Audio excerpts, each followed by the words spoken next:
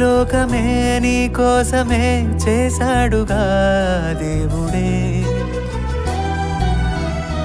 తన కోసమే బ్రతకాలని నీకుందిగా ఏ ఊపిరి.